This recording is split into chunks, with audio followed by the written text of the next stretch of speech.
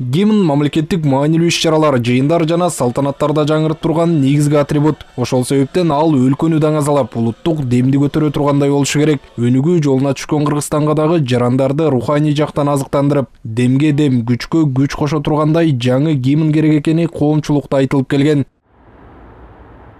Гимнди өзгөртүү дүйнөлүк практикада да көп кездешкен көрүнүш. Маселен, коңшу Казакстан 1992-жылы кабыл алынган гимнден кийин өзгөрткөн. Азырдагы көпчүлүк өлкөлөр мамлекеттик символикасын замандын талабына жараша алмаштырып келет. Бул максатта Кыргызстанда дагы мамлекеттик гимндин текстинин жана музыкасынын жаңы редакциясына сынак жарыяланат. Ага композиторлор, акындар, музыканттар, оончулар жана автордук жамааттар катыша алат. Мыкты сынактык долбоорлорду тандоо ведомстволор аралык комиссия төмөнкү баалоо критерийлерин жетекчиликке алат.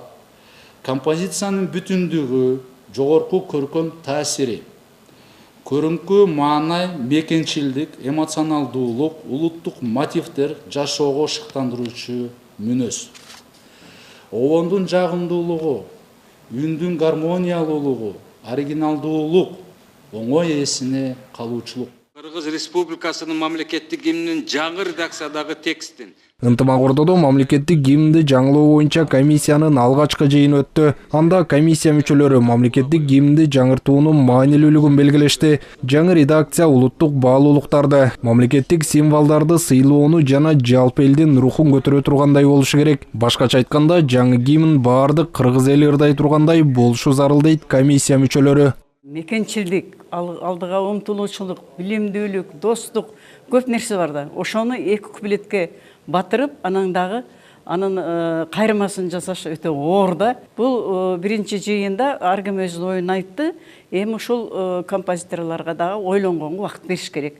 Ошондо мындай эки жагынан жүп келген, биздин талапка жооп берген, дегеле мамлекеттин коюп аткан талабына жооп берген гимн болушу мүмкүн. Мамлекеттик гимнди өзгөртүү оңой олтоң иш эмес. Жаңы текстин жана музыканын долбоорун иштеп чыгуу бир нече баскыч менен жүрөт. Сынакка катышууга келип түшкөн ыр музыка долбоорлорун комиссия өтө дыкааттык менен талкуулап, гимндин 3 вариантын жогорку кеңештин комитетине сунуштайт. Кийин ал маселе пленардык жыйынга чыгарылып, акыркы чекитти жогорку кеңеш коет. Алгачкы долбоор боюнча 3 вариантын сунуштап, жогорку кеңештин кабинетине, андан кийин пленардык жыйынына чыгарып, аталган маселе боюнча биротоло бүтүмдүү, биротоло акыркы точканы ушу биздин жогорку кеңештин жыйыны коет жана ушул гимндин жаңы долбоорун, жаңы текстин кабыл алат.